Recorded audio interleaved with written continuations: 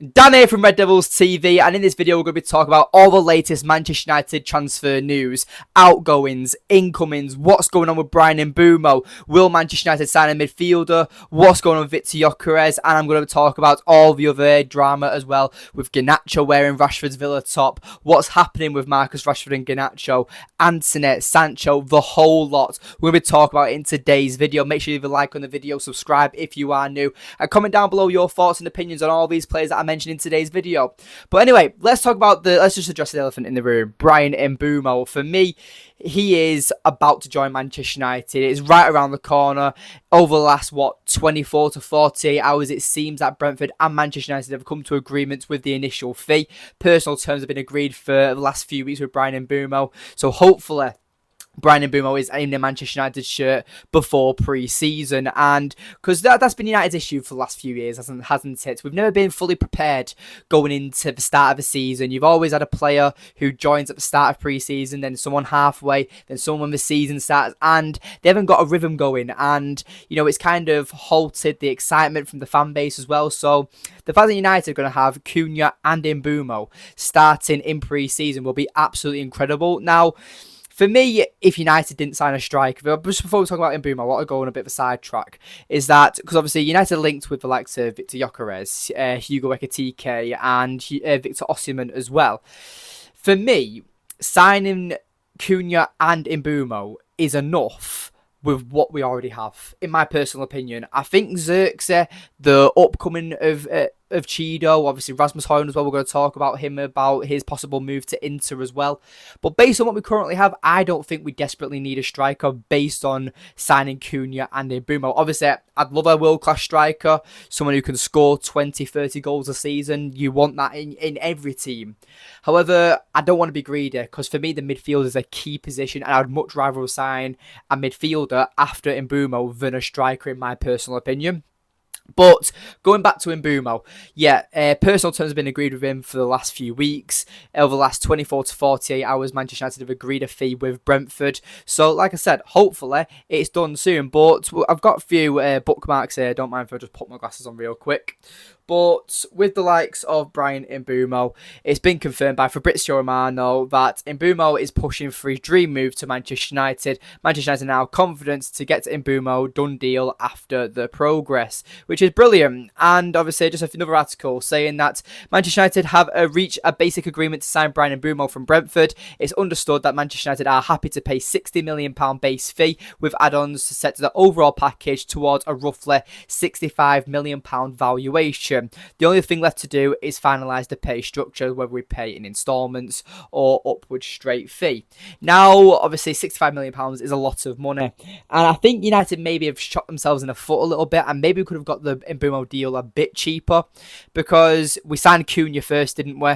And you look at the likes of Mbuemo, for me, he's a bit of a better player than Cunha, in my personal opinion, based on what I've watched. So, United kind of shot themselves in the foot a little bit by activating Cunha's release clause for £62.5 million. And Brentford might look at that and been like, well, you've paid that much for Cunha. We value our player being better than yours. You're going to pay a little bit more than what you paid for Cunha then. And that's where I think we could have shot ourselves a foot in a little bit. Because if, let's say, for example, United signed Cunha for £50 million, maybe we could have got Mbuemo for £55 million, and then all of a sudden you've saved an extra £15-20 million there. That could really help when United aren't in Europe next season. But obviously it's not about that, it's about getting these deals done. We've got the cash, and obviously now we need to talk about the outgoings, because United need to sell. Now, on this video, this was from the 6th of June, this is Fabrizio Romano talking on his YouTube channel, saying that Bryan Mbeumo rejected Newcastle and Arsenal and more clubs as he wants to wear the Manchester United shirt at and play for Old Trafford. That was confirmed by Fabrizio Romano. Mbeumo has had an agreement with Manchester United. That was, like I said, on the 6th of June at the start of the month. And then at the bottom it says Inter wants Hojlund. Now, Fabrizio Romano has confirmed, this was 2 days ago, that Inter Milan are in negotiations with Rasmus Hojlund and Manchester United, and as well is that Rasmus Hojlund is open to a move to Inter Milan. Now, with Rasmus Hojlund, I gave up on him a few months ago. Now, I don't like being a negative United fan, especially about certain players and especially about young players. But from what I've watched about Hojlund, he gives me no confidence. And for me, I generally think that selling him might be a mistake. And I'm really hoping that, because the reason why we signed him was from Atalanta, wasn't it? So hopefully going back to the Serie A and playing in such a decent team in Inter Milan, playing under a manager like Inzaghi. Oh no, he's gone to Saudi now, whoever their manager is now. But anyway, Inter are very decent, well-run club. They've got a lot of experienced players. They can definitely put their arm around Hojlund. They've got Lautaro Martinez up front for God's sake, who's one of the, I'd say, top 5, maybe top 10 strikers in the world. So Hojlund learning under him and training with these players, he might actually get that hunger for goals back and come back to Manchester United a different player if the deal does go through. Now, I'm expecting him to stay at Manchester United, but at the same time is that for Hojlund's sake, I would like him to go out on loan and learn his trade a little bit more, because he's just not good enough for Manchester United. I thought he had a decent first season for the club, but last season was just absolutely horrible for him, and it was horrible for the fans as well, because his decision making, his actual execution when it comes to scoring goals, it was just non-existent at times, and it was like playing with 10 men in a lot of games. So it has been frustrating. He has had his moments this season, but unfortunately the bad have outweighed the good, and unfortunately Hojlund for me should be on a move. But if it is a loan, I would like to see him come back to United, but that depends how well he does it Inter, because if he has a loan spell and absolutely stinks up the gaff, then it proves my theory right that he's not good enough. But I'm always up for being proven wrong, especially in football. I want every single Manchester United player to succeed. I want every single Manchester United player to do well for us and us to win the league again at one point.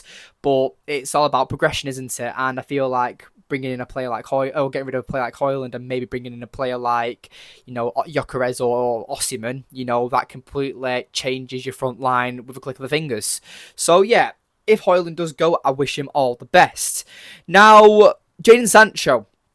He is very close to accepting a contract from Juventus. Man United have already approved the £25 million offer. The deal could be finished next week. Now, this was reported today, 4 hours ago, by Marco Jadon, I think it was, from Italy, I'm assuming. So that is good news, because the Sancho deal is very weird, in my opinion, because he leaves on a free next season. Why this whole freedom fighter thing, right? Why is he actually letting Man United benefit from him? Because realistically, he's on 250, 300 grand a week. Juventus won't be offering him that. They'll probably be offering him maybe 200 or below that. Maybe let's say 180. He's going to reduce 180 grand or reduce 120 grand a week for a season to play football. Now, if he's going to take the wage cut because he wants to go play football, all credit to him, respect for that. But it doesn't make any sense to me, because for me, Jadon Sancho, it is unfortunate it hasn't worked out. For me, he's probably one of United's worst ever signings after maybe Alexis Sanchez. But I just don't like the way it's ended with Sancho, because I thought he'd be a good player for us. It hasn't worked out. And do I think he'll do well in Italy? Absolutely. Much more slower. It's much more gifted for technical wingers like Jadon Sancho. Jadon Sancho doesn't need to use his pace against the Italian defenders because of how much more slow and patient build-up it is. So I think in a team like Juventus, no doubt Jadon Sancho will do really well in Italy. Hopefully, it's a credible source, and if Jadon Sancho does go, 25 million is a lot to get for a player who hasn't played for us in over 12 months, longer than that. So yeah, I think with 1 year left in his deal as well, 25 million, you can't argue with that personally, and obviously getting that money off the wage bill is really, really important. Now, looking at this one, this is the one that I probably should have made a separate video on, but I'm going to address it because I talked about the transfer news.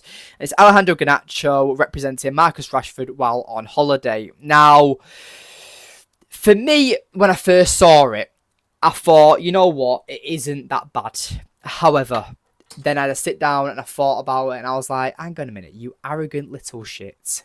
How dare you? Because at first I thought, if it was a Rashford United jersey, people maybe would have kicked up a fuss a little bit, but he's wearing a United one, so, it kind of just showing maybe support to his mate. But, yeah. And especially when Rashford commented my brother under the Instagram picture, it is ridiculous, and Garnacho knows what he's doing. He's made it evidently clear, as we're going to talk about now when I put the visuals on screen, is that Garnacho wants to leave Manchester United. He's been told to leave Manchester United by Ruben Amorim, but he wants to stay in England. Who knows why? I don't know. Maybe because he likes the league, maybe because it's family. I don't know. However, I genuinely think that Alejandro Garnacho and what he's doing is he knows what he's doing, doesn't he?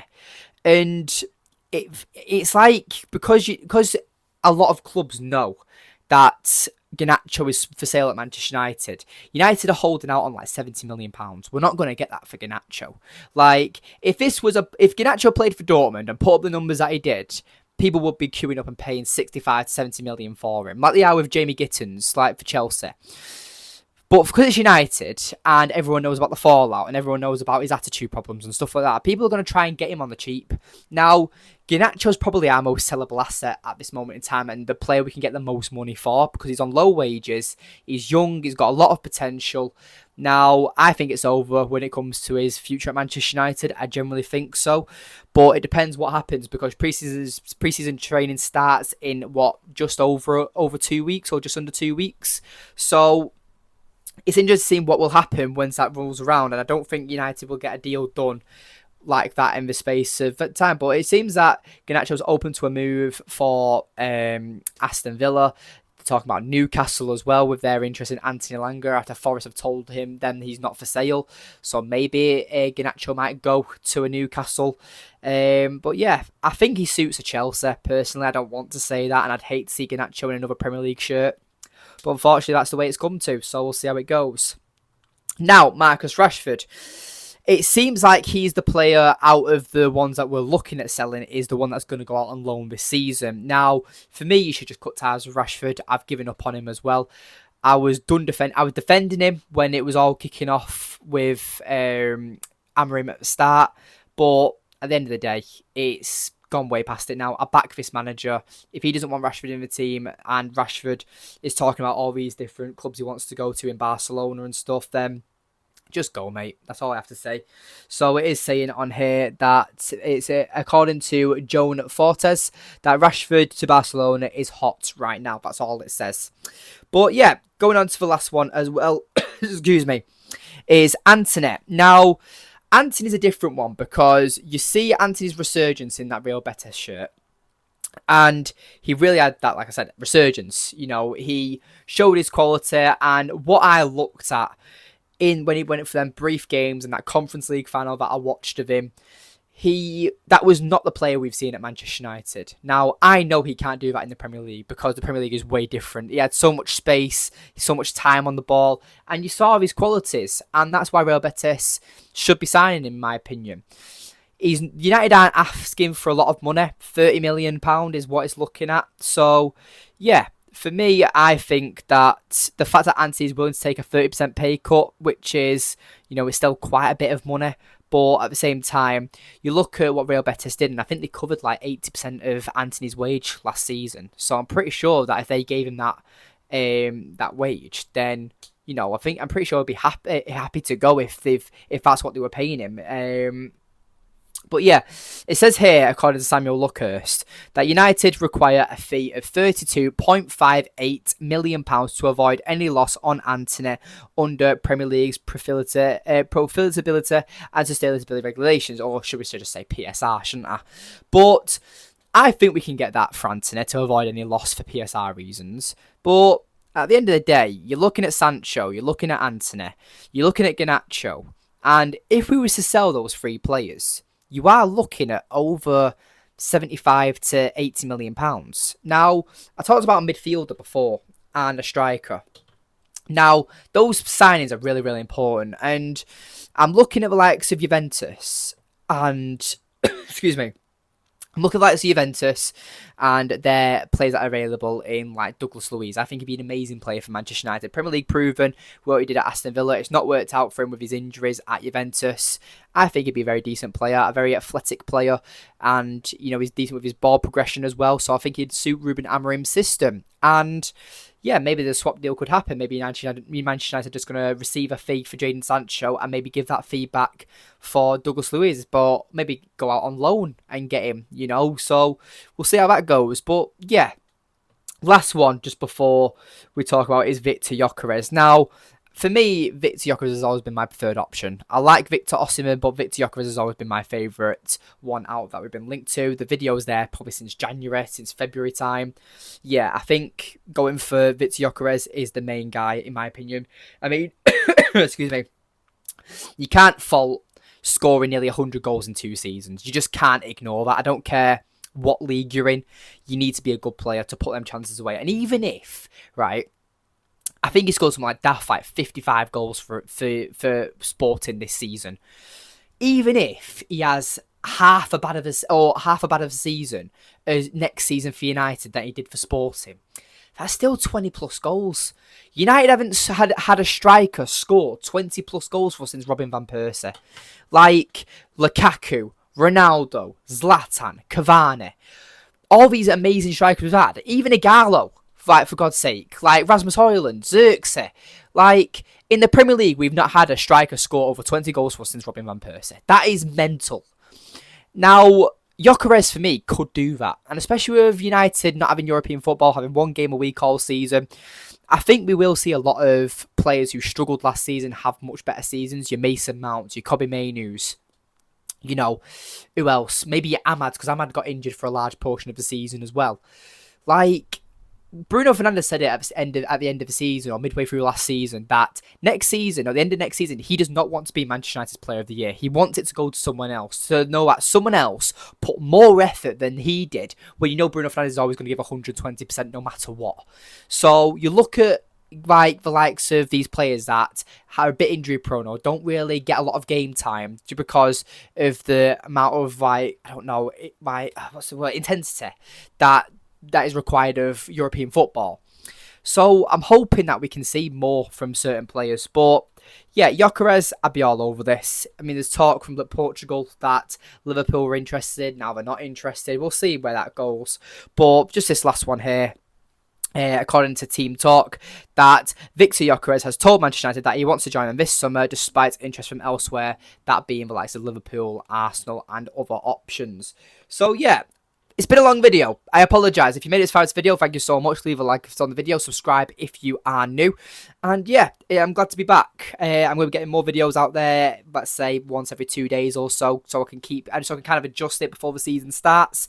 But yeah, thank you for watching. If you have watched this video and staying so long until the end, I appreciate you all so much, and I'll see you in the next one. Take care.